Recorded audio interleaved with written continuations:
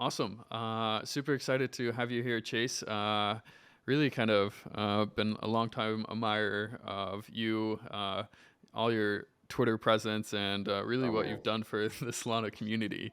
So really honored to have you on the podcast and excited to chat. Yeah, man. It's great to be here. Like on that sort of like Twitter comment, like I have no idea what happened to that account. I don't know how it became what it did. Yeah. Half shit posting, half trying to provide some valuable information to developers. So it is what it is. It's fun. That's pretty much all Yeah. I can say. I think that's the important thing with all of it, especially in the bear markets, is keep it fun. And the bull markets are always crazy, and I think I have to remind myself to have fun uh, again, because it does get crazy. But no, really do kind of appreciate your takes and kind of what you've done for the Solana community. I would like to maybe just start out the podcast and just learning a little bit more about your background. And I always find it fascinating about how everybody kind of journeyed into crypto. So could we start with how you got into crypto and how you ultimately got involved in the Solana community? Yeah, for sure. I think it's like a lot of people probably don't know this, but I actually was an engineer for about 12 years. I was doing the Web 2 corporate government contracting, a lot of like not very fun stuff. I loved coding, but I really hated that sort of world. Then like we'll just skip all of that. Like we'll say Java, Spring Framework, JavaScript, Node, like just all these different things. So like that's it. And it was really boring.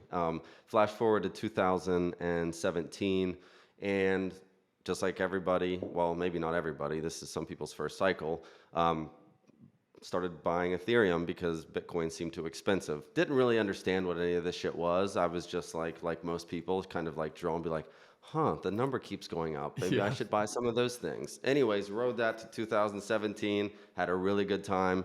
Rode that all the way down 2018 back to zero or maybe negative at that point on that sort of stuff. So it was an interesting experience. It wasn't a very fun one.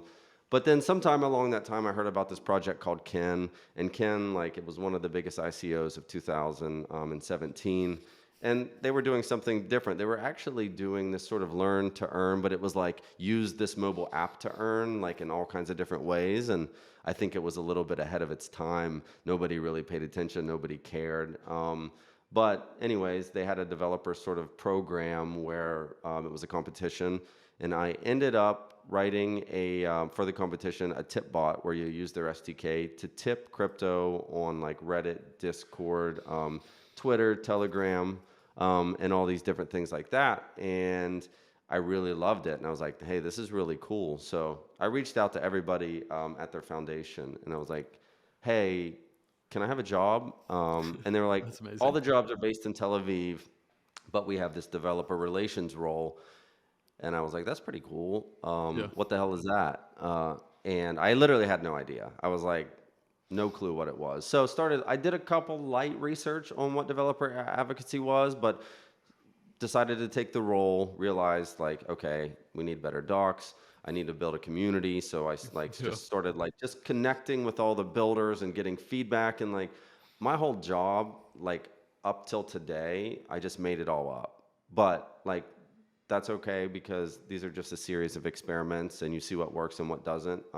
So following through that for 2 years, 2020, Ken decided to migrate to Solana, like before pretty much anybody knew about it. So I Yeah. helped with the migration, and really started to pay attention to what Anatoly was saying and just really looking into it. And then I was like, well, this guy's a total scammer, or like this is really big. Yeah. And I so we just zoom a little bit further to 2021. I was like, okay, Ken's. This has been a wonderful ride. I'm ready to like see what else I can do, and started DMing Raj and Dan Albert with the foundation and all these people. Like, hey, I helped with the migration. You remember me? You remember me? I see Yeah. you have a developer advocacy role. Hire me.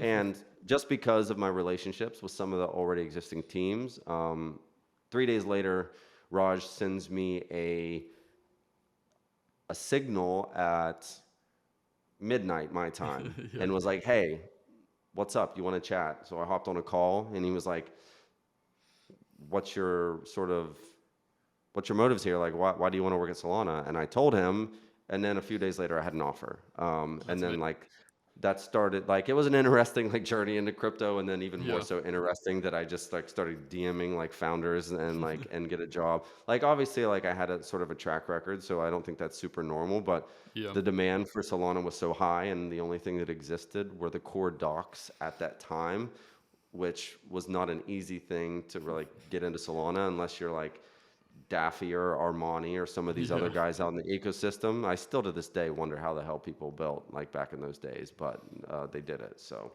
That's an yeah, amazing that story. Very cool. Now, I ultimately had a similar one with kind of being involved in Ethereum in 2017 and all the trials and tribulations that came from that, but stayed with it throughout 2018, 19, and 2020. And yeah, definitely got super interested in Solana as well. But I think one of the like most exciting parts about your story is just hearing like your preservation and pushing forward and kind of like DMing people and hustling. I think overall people kind of underappreciate how much some of those cold emails and cold DMs can actually go, and so it's super inspiring to hear. Yeah, I think a lot of people like look at me and like I get comments all the time like, "Do you even work outside of Twitter?" But like my Twitter time is like maybe a couple hours a day, lots of time spent on calls with like dealing with education stuff, but people do not understand like the sort of hack that it is to grow a presence and like Yeah, be funny and shit post, but then like start to red pill people. And then like I make these tweets and say, "Hey, somebody should build this thing." And then I have 10 people saying like, "Hey, I want to do that." And then we start to work together. Sometimes a grant comes out of it, like lots of different things. But using my platform to basically get feedback, to promote other people has like really been like some of the sort of secret sauce to what I've been doing. And again, it's just trial and error. And so far it worked. And it doesn't work without the sort of community. And like I can't tell you when that pivotal moment was, but at some point in time, my sort of um, my sort of presence became like, hey, if I build a cool thing, Chase is going to share it. And then it just became this sort of like yeah. this thing, like build it, share it, and then like and here we are today. I mean, there's obviously a lot in between there, but it was an interesting growth Yeah. situation. And honestly, well, kind of slow, but then all of a sudden very fast. Maybe one thing, and I think that's a perfect segue to kind of start off the conversation. Solana was kind of, well, and still is taking like a very different approach than most blockchains.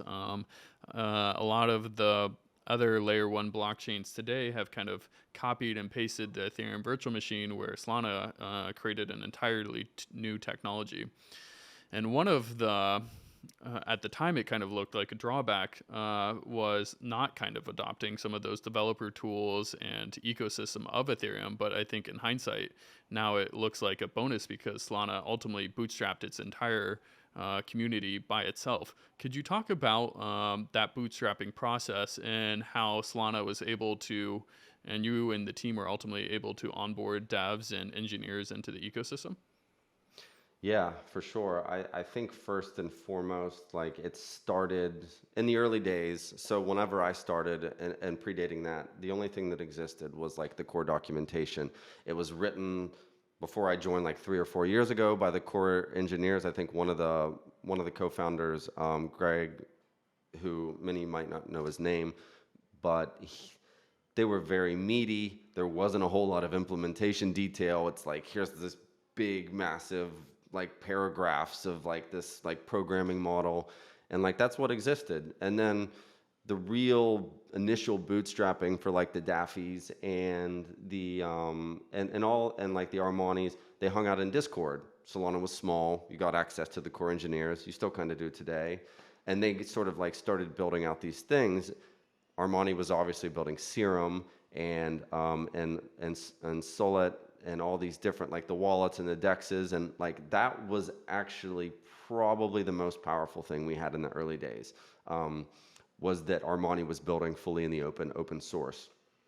All wallets initially that exist today came from that sort of genesis of Solid that Armani had put together. Dexes, same thing, from Serum Dex, just all these things started. So whenever I joined, that was sort of picking up steam. The only way to learn was to look at code tests to see how these things are actually operating, or look at reference examples from open source. And there wasn't really a ton at the time.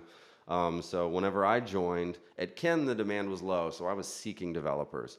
When I came to Solana, there was just this massive pool of engineers wanting to learn to build on Solana. But like, again, unless you just really knew how to figure it out and were like pretty strong senior engineer, it was really hard. Um, the other thing that came around that time, early days, was Paul X escrow tutorial called the Solana Bible in some circles. It was basically this tutorial on how to build an escrow program. And like it served as like one of like almost the only pieces of content outside the core docs and Armani's open source code when I Yeah. joined. So I was starting from scratch. I had experience looking for devs, working with the SDK. Now I have this massive demand, zero content that sort of exists in the world. So, I mean, like, I, I, I was going to say, like, shortcut this, but I'm going to kind of describe the process because I think it's kind of interesting how it all came to fruition and, like, where it is today. Yeah. Basically, just went, oh, go ahead.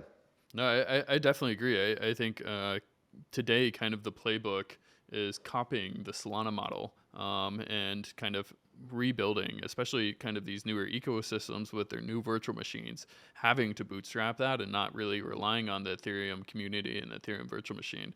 Solana, I think, really wrote the playbook on how to create a kind of very engaged and exciting community on the like user side, but also on the engineering side as well.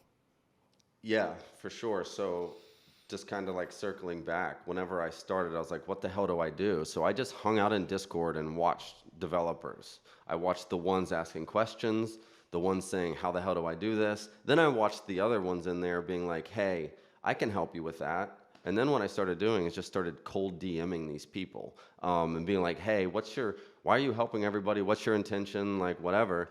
And then eventually started building a Discord of all these people. And then like putting them in the same room and like just being like, hey, do you guys want to help out? Like, can you please help me? I can't just like do this on my own. One man cannot write all the content for this stuff. And everybody was like, hell yeah, like we love tech. We're nerds. We'll do whatever. And like people started writing content. Like initially I met some really good people. Two of my dev, or two of the DevRel, Jacob Creech, who's now the DevRel lead, Donnie Solana, who's a little bit lesser known. He's kind of just like our like out in the field guy. And then Colin, who's also DevRel. All of these people came literally from me sort of like being like, who wants to be part of this thing? I put out a type form, people filled it out. I brought them into the channels. They started just like really going above and beyond what I would have expected. And then eventually started just hiring them. Once I got approval, they're like, okay, Chase, we see the value of DevRel. Like, let's start hiring some of these guys. And then out of that same program, unfortunately, I didn't have the approval to hire these guys, but Brian Frio at Phantom slipped out of my fingers and went over to that side. Loris from Metaplex. These guys all came out of this random like program that I had put together, just pulled it out of my ass basically, That's and like it amazing. just ended up working. And then like we have Sheck for WordSell Club. He was also part of that. And all the I'm not even really taking credit. Like I just like all the people were just so insanely passionate and curious about Solana that they just wanted to be part of it. And once all those guys got in the same room and started doing support, then Jacob started running the Solana cookbook, and then people started contributing to that. And then Super Team like came out of nowhere, and then like they started contributing, and then the next thing you know, it's just this flywheel of content gets generated. I'm sharing it, trying to like capture it and put it in a file, and just like sharing it, or making tweet threads, or creating developer lists on Twitter, so that the new guy who comes into Solana can just follow my Solana developers Twitter list and doesn't have to like ask everybody. Who do I follow? You just follow this list, and now you have Armani and the whole Rolodex of Solana devs. Yeah. So it was a huge mess, but it all worked out. And now, like looking back into that, like as of today, where we are now, all these tools that were built and all that stuff, it's like mind-boggling. It feels like a decade ago. It was like a year and a half ago. Definitely. No, it's It's amazing how quickly the time has gone. It was funny, even I attended Breakpoint last year, and after the conference, I met some prominent VCs in the space. And at that point in time, they're like, I really don't understand the Solana community. Like, it seems like a lot of hype. And I was like, well, did you go to any of the hacker houses? And they're like, no. And they ultimately just kind of went to like the different parties and events. And I was like, I met so many amazing builders. The energy was electric. Everybody was kind of excited about the new capabilities that Solana unlocked. And it really was just amazing to kind of watch the ecosystem flourish there and even just meet people in person. What would you kind of attribute kind of really the electric energy that was kind of captured at Breakpoint, and I think ultimately kind of spurring off like even some of the more NFTs and just really the organic community that developed around Solana ecosystem? Do you think it was the technology, or ultimately kind of some of these earlier things of just like getting the correct people in the same room and making magic happen? I think it all really started with Anatoly and Raj. They were very vocal sort of thought leaders, and like this is kind of cringe to say, but like the vibes in the Solana community, and I hear it all the time. Like whenever I was doing my Chewing Glass podcast, like TJ Littlejohn from Mountain Pay, he was like, "Listen, I came here because like Barrett from Cypher Protocol had told him about it, but once he got there, like you just this energy had been building up even prior to Breakpoint. Tolly and Raj sort of set this sort of tone. Like they joke around, like but like it's always like be a good person and like welcome people in and try to help everybody. And like and other blockchains, and I'm not going to name any names, but it's like there's a lot of sort of intellectual sort of conversations where you feel like you're not allowed to participate, and like Solana just came in and be like, you ship a program, a hello world, and everybody's like, fuck yeah. Yeah. And like that sort of energy just built up, and then I started getting a little more vocal on Twitter as well, and I'm like, okay, I want to sort of like model what these guys are doing. Like everybody's in, like let's all sort of like do this stuff together. We don't make fun of anybody if they don't know how to build, and like that sort of just momentum of that build up. More people came in, more people saw that, more people stayed. Like Rust, if it wasn't for that vibe and that energy, Rust could have been sort of a blocker. Maybe not some of the bigger protocols, but some of the smaller ones that eventually became big, they might Hmm. have disappeared if they didn't have that sort of community support that just like I can't point to, I really don't think you can point to a specific moment. I think it had a lot to do with the right people. Yeah. Um, and like Armani being outside of a lot of people being one of those sort of core, like every blockchain needs a champion. And Solana had multiple champions, and I think people saw that and it inspired them. And I think that's really what started it all. Yeah, I totally agree. And I mean, even there was kind of a relentless amount of FUD in the beginning, kind of saying Solana was not going to make it and all these things. But it was really that core group, and even Kyle from Multicoin kind of championing Solana. And it was amazing just to watch. And then as I personally kind of dug deeper into the ecosystem, I was blown away by the tech and to what Anatoly and the team were building. It really blew me away, and it was just kind of fantastic to kind of watch the ecosystem continue to develop. And then ultimately, once kind of Solana Summer started happening with all the NFTs and really kind of like hit the growth spurt, it was Oh yeah, super exciting to I watch. do.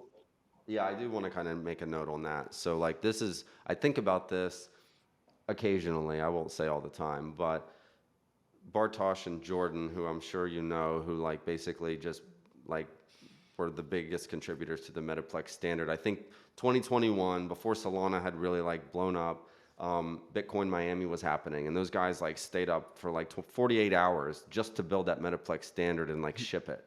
Yeah. Um, if they hadn't have done that, and like they literally, there's probably historical tweets of these guys like literally not sleeping for like weeks at a time and just getting that right without launch, it might have happened. But if they had not done that, and like those are some names as also some very vocal leaders that also helped with that. They were also the initial inspiration and creators of the very first hacker house at Breakpoint. But if they had not done that Metaplex standard, they had not created that, we miss out on all of the NFT like that whole trajectory. Yeah. If they hadn't done that, I don't know if we'd miss out on all of it, but I think we would be way far behind where we are today. Because that came out of their brains. Maybe not everybody, there might not have been another Bartosz and Jordan on the sidelines at that moment to create that. And because they were there to create it, we just, and the market was obviously going insane. NFTs were starting to pick up heat, and then they create that. And then it was just like straight, like, the Gen Apes went out. I actually purchased like 7 SMBs because the mint Nice. was not even like very hyped up. Yeah. I mean, I think I did this over the course of multiple hours. I sold them all for less than 10 sol, by the Oh, way. It no. was probably like, that's when I saw that go up, and that's probably when I learned, shit, man, NFTs might be a thing. Yeah, it was funny. My co-founder in the fund, he one of his first mints on Solana was the Solana Monkey business, and he talks about how the mint ultimately was not hyped, and there wasn't even a marketplace, and ultimately you could slowly mint. He said he went back on a walk, or went for a walk, and then came back and kept minting a couple hours later some more monkeys, and yeah, it's crazy at the early time, just kind of being involved in the community and being at the right place. There was a lot of opportunities, and there still are today, I think, which I'm super excited about. Maybe kind of transitioning a little bit. Obviously, the Solana ecosystem went through unprecedented growth in terms of the network and network stability, that kind of being pushed to its limits, along with ultimately just kind of that entire kind of ecosystem from the users and NFTs all just hitting crazy growth. How would you describe the Solana ecosystem today and kind of how it stands, kind of in your words?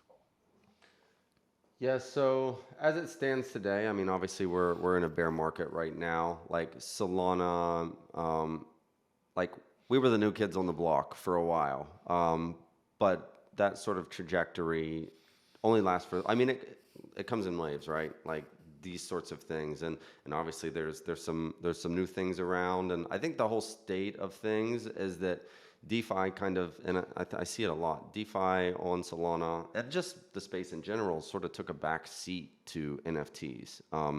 because NFTs gave access and abilities to people to just sort of speculate on pictures instead of like having to learn how to read these charts. And it like allowed people that were probably lost a ton of money trying to trade coins the ability to kind of get in front of mints and be able to actually make money. The current state of things right now, I mean, we might as well just bring it up, like the royalties thing. It's sort of like an unfortunate situation, but it's progressing very rapidly in terms of like where it was from the first conversation about it to like where it is now. People trying to solve this. Can we solve this? Will we solve this? Of course, we'll solve it. Who knows what that final answer will be? But I do. If we're being honest, it's like it's caused some like clear division in the community, and like that's never a good thing. Um, but whenever these sorts of things happen and there's like some sort of stress or some sort of just build up, blow off the top, like shitty situation, it's really just like a chance for like a rebirth of something. And there's totally, whether royalties is the thing or something else is the thing, there will be a monetization model. My personal opinion, and I'll just like don't want to get too deep into the royalty stuff, but my personal feeling is that we need to protect creators. Like I'm talking like like the big mints, that's a different thing. They're raising a ton of money off of that. I'm not saying they don't deserve royalties. I'm just saying that my sort of passion, like I actually, I'm somewhat of an artist. I do photography. I did it professionally for a few years, so I know what it's like to do that sort of thing. And if we lose the creators, and like that was the whole pitch in the beginning. Like this enables creators to make a living in Web3, and Yeah. now we're saying, just kidding. But that's not one person's decision. That's sort of everybody's decision. If I want to pay royalties to an artist, I can just go to a marketplace and sell on that marketplace that pays royalties. It is a personal choice. I do think that there's still a lot of conversations to have, but I think it will all get solved.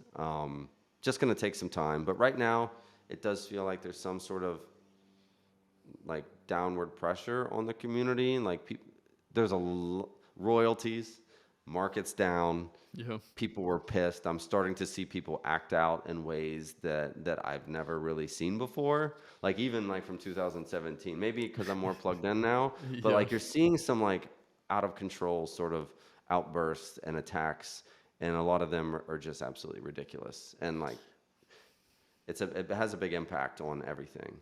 Yeah, I definitely agree. I mean, some of the stuff with like the royalties can definitely, I mean, right now are front and center in the Solana community, but yeah, they're more so. I mean, bear markets are bear markets and things can get ugly, but no, I'm personally kind of excited for. I mean, even the kind of the Metaplex kind of announcing something recently about kind of continuing to enforce royalties. Whatever technology solution Metaplex or anybody comes up with, I too am continuing or excited about kind of the continued support of creators and making sure that like the creators and the builders and the ecosystems are ultimately kind of rewarded for their talents and what they add to the ecosystem. I'm excited about that continuing to progress. Yeah, there's sort of this thought that popped into my head. I saw the Metaplex stuff. They're sort of like they created the standard. That's what everybody uses. But there's still a large group of people that thinks that royalty is not the right answer. And like Hmm. those sorts of situations, and I don't know if it'll happen, but like that standard is not necessarily owned. That standard is adopted. And Hmm. if Metaplex does this, which they will, and I think it's a good step to see what happens. A competing standard could emerge out of nowhere, and somebody said, "Hey, we don't agree. Now we're going to go and like there's this, but this is how we progress. This is how we sort of move forward in the space is to have these debates and to like have competing protocols and competing standards because ultimately the market decides which one's better and like that's good for everybody. So Yeah, I fully agree. It's interesting to kind of see different people optimizing for different things, even on like the base layer, kind of across the different communities. I always say, I think they'll all work. It's just what you're optimizing for, and if you're optimizing for the correct thing. I'm personally just super excited because I think Solana has optimized for the correct things, and it's cool just to continue to watch kind of the overall growth of the ecosystem, and even kind of going through some of these kind of maturing, kind of um, um, maturing and taking these steps forward. I think Solana, just because it is pushing the technical aspects along with the community aspects, they're kind of now the leaders in the space and kind of going through a lot of these early problems first. I think other communities will probably end up in similar regards. yeah, and one thing that's obviously noticeable is like this sort of vocal few, the loudest ones with the big accounts aren't always the ones that should be representing like the people. They're just the loudest, and Yeah. it causes some problems because as an outsider looking in, you see all these things, and you're like, if but you go to Breakpoint and you see all these debates on Twitter. You go to Breakpoint and you sit down and have a conversation face to face with somebody. You agree on like a lot more than you would imagine just by like seeing these personas on Twitter. And a lot of Very true. times it's a LARP. People are trying to do engagement farm and like doing whatever, but it's just people get bored. Yeah. Sometimes they're bored. Sometimes they just want to piss people off and they just start tweeting and like it just like sets fires off and it like it impacts people. Like it can really like hurt people that think that that's real. So it's like there's so many things that but the funny thing is we're trying to build this new sort of world and crypto and all this stuff. Now we're seeing what it's like to actually build this, like all the sort of what do you call them empires in the world that tried to Yeah. build and solve the same problem and they all end up failing or you always end up having the same sorts of problems. Like it's like by the book. Yeah. No, it is funny, but I appreciate you and the Solana team kind of helping navigate these waters, and even during kind of the more tumultuous times, such as now, kind of being kind of that shining light for the community. And definitely agree and can kind of echo the statements about being in person. That's why I'm so excited for this upcoming kind of breakpoint event that Solana's hosting is getting the community together and really kind of rallying around continuing on pushing the space forward. Yeah, it's going to be exciting. It's going to be exhausting. Like I already am exhausted just thinking about it. Again, in a good way. Like last year was amazing. Like also last year was coming out of COVID. Nobody in the ecosystem had ever met each other. So like Yeah. there was like an additional layer of just like, holy shit, I get to meet Armani and all these different people, and we all did, and we all had a really good time. And people had a really, really good time. Yeah, no, I truly, I've been to a couple conferences now, and I think Solana has the best ones, and so very excited and kind of looking forward to that. Well, Um, now we have Ellie who runs the hacker houses on staff. So expect this to be a little bit like a little Even bit better. high, like a Ooh, little bit more. Last year was amazing, but like Ellie knows how to do it up. no, yeah, and I would definitely recommend checking out the Hacker Houses. The Hacker House, actually, you're hosting one prior to the Breakpoint event, I think, It's the on 1 year November. anniversary of the very first one that was Oh, only really? plastic tables and monitors. Yes. Really? That's amazing. I mean, I've been to a few now, and just seeing the production of going from plastic tables to where they're at now is very impressive. And I honestly, I think by enabling those and kind of the Solana ecosystem supporting those has really helped bootstrap the engineers and get everybody excited about the projects as well. Yeah, there's also this sort of there engineers come there to learn, but also existing projects come there to look for engineers, and also people come there to look for partnerships. And Yep. it's also this like super incredible brand builder where like you just come in there and raising a ton of awareness about Solana, and you come into markets that have never heard about it. They get students and everybody else gets the opportunity to funnel in there and be like, holy shit, I want to be part of this. And then Yeah. like next thing you know, they go home and they're like reading the Solana cookbook and like showing up to the next one. Yeah, no, they're definitely vital, and I mean, I get very enthusiastic every time I go as well. So you guys are definitely doing something right. Kind of continuing on the state of um, the Solana ecosystem outside of like the marketplaces and some of the dramas unfolding there. Could you talk about not Solana's downtime per se, but like what the work that like the Jump team is doing, building a second client, what ultimately Fire Dancer will enable, and hopefully by having a second client, ultimately kind of having more reliable uptime as well. Yeah, I mean, like I know you just had Buffalo on here, so like Yeah. you're gonna hear some very low IQ answers to this, but like maybe that's good for the audience who might be watching this, like who's coming here to watch me. But yeah, so Fire Dancer, like initially whenever I found out about Fire Dancer, I was like, holy shit, this is cool. Like here comes a second client. Also, I think they're shooting for like 1,000 gigabit 10, on these 10, things. 10 gigabit, I think, is the target. Uh, Oh, it was 10. 10, yeah. And I For think some reason, Turbine, the goal was 1 gigabit.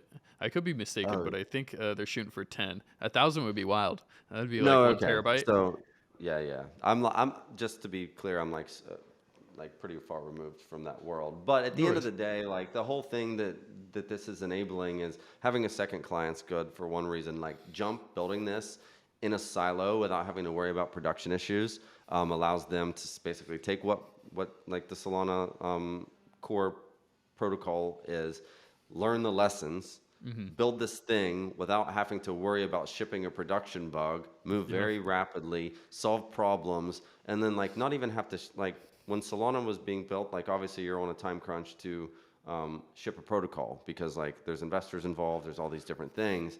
Jump doesn't have that. Jump has like all the time that they need to solve the problem to hit that 10 gigabit, and what that enables like outside of like the network side of it is it enables us to build this brand new streamlined product and client, and then also on top of that the actual Solana core protocol can then go look at what they did and then backport some of that stuff into their own client and then Yeah. essentially make that better. But obviously, we've all seen the network downtime.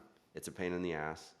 It sucks really bad. But like if you watch and listen to Anatoly, like no other blockchain the shipping is fast as Solana.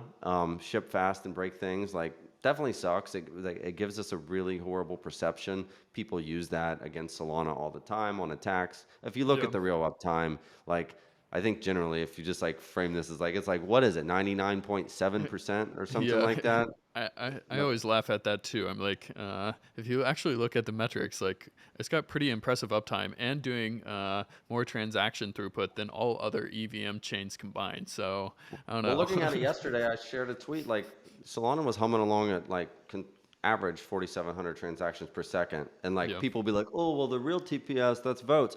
It doesn't matter. Solana's still pumping through 4,700 transactions a second. Votes or Hmm. not votes doesn't matter. Like that's still holy shit speed right now. And the jump stuff will like hopefully make that even better. But these yeah, the downtime has sucked. The perception is like Solana goes down all the time, but at the end of the day, you have having these problems uncovered now, getting spammed on the network and having all these issues or finding a consensus bug. It's better that than whenever you hit 1 billion users Yeah. on a blockchain. Because if Totally. 1 billion users get locked out for 12 hours, you're going to have a bad day. Yeah. So, and then again, the obvious sort of stuff here related to that downtime is that if you have two clients running and there's a consensus bug on one, the other one continue running because it likely does not have the same bug and like you don't get that downtime. It increases your chances of not going down if you have two separate clients, essentially. No, I think you put that beautifully. No, and super excited just with kind of the recent updates Solana has been doing and kind of watching all the exciting, uh, well, optimizations and then continued performance that Solana has been doing. It has been impressive to see. Um, and maybe on jumping off that, could you kind of talk about? So there's two, and correct me if I'm wrong on this, two main parts of the Solana team: the Solana Labs team and the Solana Foundation. Could you talk about each of those and kind of their role in the ecosystem and what they're trying to advance for the Solana? Yeah, for sure. I mean, like this is super unclear to everybody. There's actually three. Like we're gonna throw in Solana Ventures into that, which is like the investment arm of the company. So just know Solana Ventures is essentially just a VC company. Their job is to invest and make a profit. They invest in ecosystem projects that come out of the hackathon, hacker houses, and all that stuff. But going back to labs, so Solana Labs is initially was meant to just be the dev shop, one contributor to the core protocol of the Solana ecosystem. And then more recently, like Solana Labs and Foundation are like, there's a hard split there where like Labs is the core engineers working on the protocol, as well as potential for-profit businesses or products. Solana Pay, um, Realms, which is the DAO stuff, Saga, and a lot of different things like this. There'll probably be more, but these are like things that could potentially. A lot of people don't know this, but Metaplex was like obviously said Bartosz and Jordan built that. That was Yeah. like okay, we think this is probably its own thing, and then it got spun out into its own company. And I think, and I like. I might be not completely right about this, but any of those sort of like products or potential businesses that are sort of incubated within labs have the opportunity to potentially spin out into their own sort of thing. So Awesome. potentially for profit products and core protocol engineers, that's Hmm. Solana Labs. Solana Foundation, on the other hand, is like this is where the treasury lives. This is where things like obviously we're trying to get more validators. There's validator programs, decentralizing the network. Then you have and that's like furthering the network. Then you have the other side of like furthering the ecosystem, developer relations, hacker houses, hackathons, marketing, communications, the whole messaging, the whole like sort of narrative side, the whole the on the ground groups that are out there, like the BD teams that or the partnership engineering teams that are out there working, like just like trying to let's call it level up the ecosystem, push it forward, level it up, like obviously deploying some sort of capital via grants to create. And just by the way, like our grant program, it's a lot different than a lot of grant programs for other chains. Like, hey, well, and I was watching your podcast with why is that name slipping me? Oh, Joe McCann. And he was talking about like a lot of these blockchains are deploying capital to go build a product. And Yeah. who knows how well that works? Who knows how often it works? Solana Foundation is more like related to you want to write some open source code that bootstraps the ecosystem that everybody could use as sort of some sort of reference implementation to innovate quicker. For me, I spend a lot of my time on educational grants working with third-party companies around the world that like, hey, we want to teach Solana. I'm like, Hmm. hey, we created all this stuff. I'll hand it over to you, help you learn how to teach it, and then you go and teach it. So like that's Foundation is doing things like that. Things that help everybody, not things that are like helping a few people to like build their own product. Yeah, and I think that's beautiful. I think ultimately that's the correct approach. We've kind of seen a lot of mercenary in some communities and some ecosystems on the grant side, but by building or incentivizing the correct infrastructure to be built that can be used by the entire community, I do think much more advantageous. And so it's definitely, I think, one of the, I mean, I personally worked at Tesla, and one of the things why I wanted to join Tesla is because always thought every kind of decision that they've made was very unique at the time, and I kind of, it was hard for me to like wrap my head around how many choices they made, and ultimately I thought those were the correct choices over and over again. And I think what's been impressive to me and watching the Solana Foundation and Solana Labs team is that, again, I see that similar pattern where they continue to kind of take the correct approach time and time again to incentivize and kind of overall grow the entire ecosystem. So it's definitely exciting to watch, and I appreciate you breaking it down. Yeah, I think there's another element to this, and it's an important one that I don't think a lot of people really talk about. Like, and I've said it on some podcasts before, but really the goal of the foundation is to not exist. And like, you're like, why would you ever work for like an organization that says you're not going to have a job in 5 to 10 years? Like, what's the purpose of that? Well, I mean, like, if we do our job correctly, then like we'll be fine. But like, but what's that mean? How does the foundation like put itself out of a job? And like, I'll just cite off a couple examples. Like, you see groups like Super Team. Super Team is this group out of India. They basically created their own sort of like they initially had a grant from the Solana Foundation. Like, they found ways to sort of like they create supply and demand side, like the job side of like the ecosystem, the developer side, matching them using like earn.superteam.fun. They've built this own community. They have their own sort of grants program. And like, really the philosophy here is, what does a blockchain foundation need to do? Do you want to scale to 1,000 head count and like try to basically operate as a Web 2 company? Or do you Yeah. want to take a different approach here where you actually try to identify these groups that are emerging? Like for example, Mountain DAO, Super Team DAO, Metacamp, which is now in Singapore. They launched a physical location there with support from the Solana Foundation to basically find a self-sustainable path to like educating, incubating, and running their own, what I would call, miniature Solana Foundation. And Yeah. if you do this right and you do it well, and you basically just hand over playbooks to these different teams, you find the right team, like Super Team Vietnam just launched, you're probably going to see a lot more of that. That's awesome. Because you find these groups, you find the right leadership, you find the right sort of developer side, the right sort of like potentially monetization models. There's a ton of monetization models within these things. There's VCs who might want to give these groups money to get access to the developers they're producing. Yep. There's incubating projects and potentially taking token allocations. And if you look, these are just random examples. We don't know what's ever going to work, but ultimately, here's this huge pie that is the Solana Foundation. And then every time you locate one of those groups, this one shrinks, that one gets, and you like basically peel off a piece of that and put it over there until all of a sudden you have this decentralized network of Solana foundations that are operating autonomously. And then like one day Solana Foundation is only like this big, and then you step away and like the whole thing just runs itself. That's beautiful. Obviously pie in the sky here, Yeah. but like this is like, it's a mental model that a lot of people coming, even in Solana Foundation, have a hard time wrapping their minds around.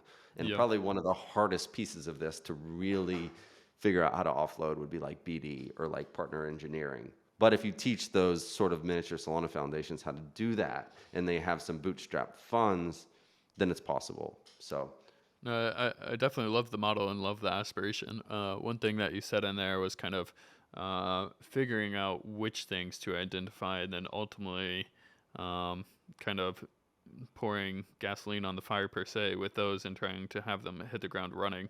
But on the flip side of that was kind of scaling Solana with a smaller headcount. And I think Solana and kind of taking the Web3 native approach, like you said, versus like Web2 and scaling to thousands of people. I think today people don't realize how small the Solana team is still more holistically.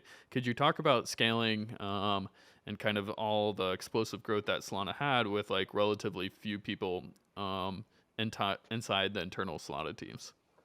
yeah, I think like a lot of this part's played by the community. A lot of it is really just about inspiring somebody to build something, and or do something, and then like granting them some funds with some milestones to get that done. So like scale, like for me, I do a lot of educational grants where I work with these third party companies. DevRel is like the team that Jacob's running right now. It's only Jacob plus three other people. And like there's hacker houses, there's hackathons. We're doing stuff on universities. We're doing all of these sorts of things in that area, and I'm impacting hundreds to thousands of developers with three people. How do you do that? You build that base layer education and all the things that they need, and then you curate the things the community created, like the community content, the community tools. You put that all in one place, and when a third party wants to teach it to, like, let's say somewhere in Africa, you're like packaged up in a pretty little bow. Here's everything you need to do. All you need is to find a teacher to teach it. Hand that over to that group, and then that group teaches it to their 100, 200, 300, 500 students. And then if they do a really good job of that, then tying this back into the foundation model, maybe we're like, okay, you did a really good job. Would you like to be Super Team Africa, or whatever that might be? So again, starting with the day one of my job to like thinking about myself and how to scale myself, to now thinking about how to scale the Solana Foundation, like that Yeah, model, I don't think a lot of people follow this model. I don't think a lot of people know how to follow this model, it's because difficult. default is like, I want to own the thing. I need to Yep. do the thing myself. I want credit for it. But like one thing we talk about in the company is like, give the win away to somebody else. Yep. Like just like give the win away, because it feels just as good. You don't have to make it public. Definitely. No, I totally agree. And I think you personally and the Solana team have done a fantastic job of that. And it's been just fun and extremely impressive just to follow along with everything that you guys have been doing and how much you have got done in just this past year since last Breakpoint. So it's really been fun to watch. Kind of transitioning a little bit, I think as you said earlier, Solana was at one point kind of the new kid on the block, but ultimately is starting to kind of mature and find its footing on the community side, on the tech side. Now that there are some newer kind of ecosystems emerging, what are your kind of general thoughts? Like, does the Solana Foundation think about them too much, or I don't know, I'm just curious to get your thoughts in that regard. Solana Foundation doesn't have a brain. We're individuals here. I'm just kidding. Anyways, like, I mean, obviously, when that happens, like, I remember whenever I started here thinking, this world where like you're the new kid on the block only lasts so long. There was no telling when that next thing was coming, and then like when it did come, there were two of them.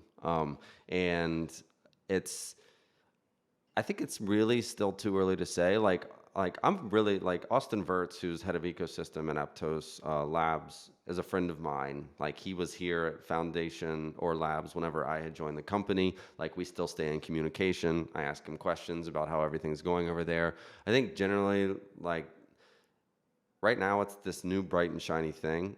And like not to say that bright and shiny thing doesn't stay bright and shiny for a very long time, but it's still really too hard to tell. Like Sui kind of feels a little bit under the radar right now, and like maybe that's their sort of model. And Aptos has obviously been a little bit like more outwardly on the marketing side of things. Like obviously they just went live and they're doing all their NFT stuff, and like there's a ton of hype around it, but you don't actually know until that hype slowly dies down and like people start like digging in like what works, what doesn't. Like, but if you listen to Anatoly, and like I do, he says, he tweets it, he says it to us personally. He was like, don't celebrate your competitors like losses. Or like, Aptos came out and it was 4 transactions a second. There were reasons for that. Like the blockchain didn't break. There was a bunch of misinformation. Don't celebrate that. You want to be constantly looking at that blockchain and being like, and competing against the best of them. Like imagine this blockchain is everything that it says it is. That's what you compete against. You don't sit here and like laugh, and you don't hear, and like that's one of the big things that comes out of like Anatoly and Raj's leadership. We don't dunk. There might be occasions where people like say this is a dunk. It's really not. Like compared to just like a lot of this space, we try to take the high road in this organization, and like ultimately Aptos and Sui, it's going to just inspire Solana to just like do even better. The whole move narrative was like this is a moat, like this is the next thing. Solana has an engineer working on a move LLVM right now, or like compiling to LLVM. I don't know how fast that'll take. If you ask Toly, he was like, it'll take 9 months before this thing is barely good, I think Yeah, was his quote, or barely works or whatever it is. But the idea is like Move can compile down to LLVM, and it'll run on Solana. And so programming languages are really not the biggest draw. I mean, like, for example, Solana, somebody out of the woodwork, and this shows the strength of the community, came out and built Seahorse Lang, which is built on top of Anchor, and you can write smart contracts in Python that generate the Rust and the Anchor for you. So I'm actually more bullish on like a version of that in TypeScript, a version of that in Go, to onboard the next generation of developers are coming out of universities. It's like it's going to be a minute before they're ready to go, but like they're learning Solana or learning Aptos and Sui and all these programming models at the same exact time as you're learning a brand new low-level language coming out of school, not even being a low-level language engineer. I think the red pill was actually in the high-level languages. A lot of people disagree with me about this. It's not about convincing them that Python's better or TypeScript's better, but it's like this sort of like gentle, like introduce Juxin into the ecosystem, and then maybe eventually they'll realize, why don't I just write this straight up in Move or straight up in Rust? yeah, But the so just to kind of like recap, like those chains are out here. They're good. Solana's foundation, or just everybody in general, is gonna like sort of eye them up and be like, what are they doing that we're not? Can we do that too? hmm Like, how do we compete? Like, blockchain's not necessarily a zero-sum game, but like, we're all out here trying to be the best that we can. yeah, So you're not just going to be like, oh, well, they have that, we don't need that. But if it's really good, yeah, we want that. So for sure. No, that totally makes sense. And I think you said it beautifully. Yeah, and on the tech side, it is funny. Even if you have the best tech, it is hard to create the community aspect as well. And I think that to me was impressive. And a lot of people, I think, initially kind of didn't think Solana was able to do that because it was not Ethereum or the Ethereum virtual machine compatible. But because it had its own virtual machine, but by bootstrapping it kind of worked out better in hindsight, in my opinion. But yeah, it's definitely interesting to watch. I'm excited for both Aptos and Sui and to watch how they progress. But yeah, Solana has a couple years head start.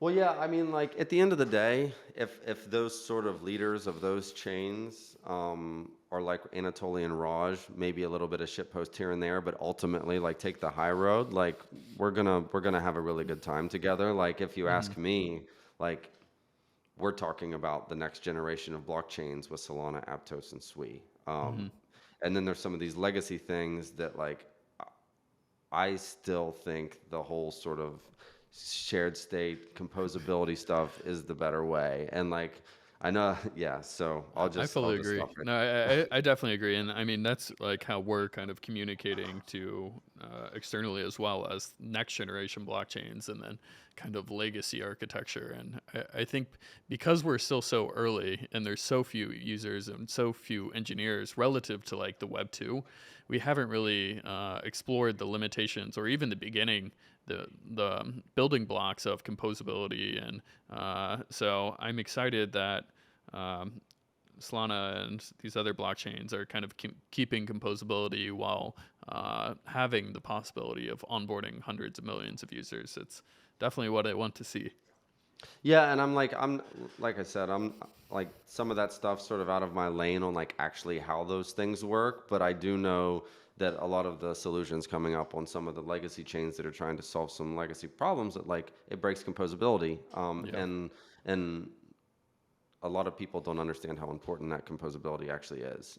So we'll see how it goes, but I'm super biased here. But I think that this generation of blockchains has the best chance. This next generation, but there's a next generation at some Yeah. point in time. We just don't know when that comes. Always a But I new mean, shiny thing. theoretically, all these blockchains can probably like hit the speed of light, like if like in the perfect software as close to the metal as humanly possible. So Hmm. what outside of composability, what improvements can you even do beyond that? Like fast as hell, fast as speed of light, composable, like Hmm. easy to build on. Like you can once you get beyond that, like what else is there? Yeah, and that's why I really like the kind of approach of taking or building the software that can ultimately take advantage of more modern hardware and the increasing of bandwidth, because I think both of those, if you don't do that, you're kind of staying stagnant, and I don't think staying stagnant in the world is ever good. So definitely love the approach and excited to continue to follow along. Um, and kind of like wrapping it up, kind of approaching the hour mark or so, uh, what are maybe um, what are your kind of, I think because of the legacy architectures are having a little bit more difficulty scaling or can't do that at the base layer, why I think this is one like another kind of misconception, and like maybe you could speak to it on a high level of like talking about like not doing the layer two approach, and maybe kind of, and ultimately what benefits that kind of gives to the users and also ultimately the engineers, and not having to think about like multiple different environments. Um, I'm not sure I fully like got the question there exactly. Just like thoughts on layer twos and like how it helps users and how it helps engineers kind of build things in like a more efficient manner, because you don't have like different places that you have to deploy. Yeah, I would honestly, I'll just go ahead and say that that's definitely probably not something that like I have a whole lot of information on, No worries. like personally. It's just Yeah, yeah. like just to be fully clear, like I am just way deep in what I Mhm. do right now. Yeah. So like outside of like the L1s that are coming to like basically try to do what Solana's doing, but like Hmm. with their own sort of improvements and their own sort of trade-offs. Like the L2 world, it's pretty foreign to me, to be honest. Yeah. Like I've Yeah. used some L2s, I've played around with it. I still think that ultimately my my feeling about some L2s is their job is not to be an L2. Their job is to actually capture as many users as possible and spin off as an L1. I don't know if that's Yeah. spicy or not, but like, like it feels that way to me I'd in agree. general. Yeah, totally. Uh, and I think And that's maybe why like the core Solana people are not the core, but the core ETH people like don't like a lot of these L2s because yeah, they see what they're trying to do. But I don't know that for a fact, but it does definitely feels that way. for sure. And maybe just to wrap it up on this kind of spicy question narrative, any other spicy takes or hot takes that you can give the listeners to kind of wrap up the podcast? Oh, let me think. I don't know if I do have any like super spicy takes. Like a lot of people like say this, but I try to like pull myself back and like look at these things from like multiple different angles. Like it's like also part of my job to be like pretty even-headed around these things. Um, I think the spiciest thing as would say is like I think in 2023 that like Solana is basically gonna, or once we start to see that sort of trajectory go up, I think Solana is probably just gonna dominate everybody, because this sort of mentality and like the way that we Solana Foundation operates the mental model of like how to scale these things. I think a lot of these other blockchains don't have the right approach around that. Like it's like let's hire 2,000 people and like we're gonna like just crush it. But when you hire 2,000 people, you know what happens? Like nobody like knows what anybody else is doing, and then like Exactly. that leads to like duplication of effort or just complete and total misses, and then also just so many siloed conversations. We like Solana Foundation right now is like 50, like this foundation side is only like 50 people, and like we still have like sometimes have siloed information that doesn't get around. You know, you'll have that Yeah. at any organization, but like going 50 to 1,000, like that just like exponentially grows. So No, totally. I fully agree. And then maybe last thing to just finish it off, as the head of developer ecosystems, what is kind of your words of wisdom to the developers that want to learn more about Solana or kind of get involved in the communities? yeah. So I have a lot of thoughts that run through my head when that comes up because there's a lot of questions around like Devrel and Jacob and team are out there sort of like teaching people 0 to 1 stuff. There's like just keep an eye out for all these boot camps and programs. You're going to see a lot of these come through next year. Obviously, Free Code Camp is building an interactive course, like a full course right now, which is going to be like pretty incredible to have that exist out there. But one of the biggest challenges I think, and for a lot of people, is be like, okay, I know how to build on Solana. Now what? And really, the way to get plugged into this ecosystem, obviously, if you can make it and it's feasible to do so, go to a hacker house and meet people and get inspired. Reach out to me if you have any questions, or reach out to anybody on the DevRel team. Like let's have a conversation. If you have feedback, like I want to know from everybody like who's listening to this, like what problem, I ask it on Twitter all the time, but like what problems do you have to build on Solana? Like my goal outside of the foundation is I want to put myself out of a job quicker Yeah. than Solana Foundation puts themselves out of a job, I love it. because like the whole goal here is to like make Solana just so easy to build on. But like the whole one thing I will point out is that once you've learned, one of the best information aggregators for jobs and opportunities right now is earn.superteam.fun. They're basically, like I said, supply demand side. There's bounties, there's jobs, and like I find because it's the only one of its kind that exists specifically for Solana right now, I want to make sure that everybody on both sides of that like sort of supply and demand side know to go there to find people. But just another thing that I said yesterday, like a lot of people out there know Mert from Helios Labs. He's been a very vocal leader in the space lately, in Solana specifically, and it costs you $0 to be like Mert, or any of these other people.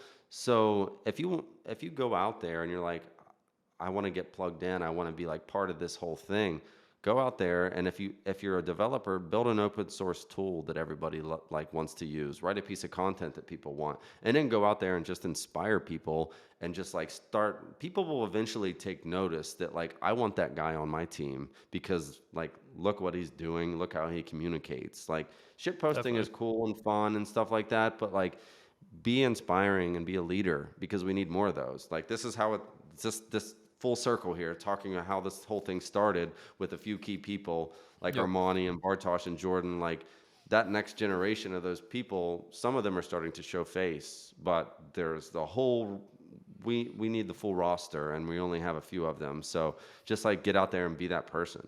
I love it. I think that's a perfect way to end it. Thank you so much, Chase. It really was a pleasure to get to chat with you and kind of learn everything that the Solana community's been up to. And really excited again to continue to watch you personally and the Solana team continue to crush it. So thank you. Yeah, man. Thanks, Logan. Appreciate it.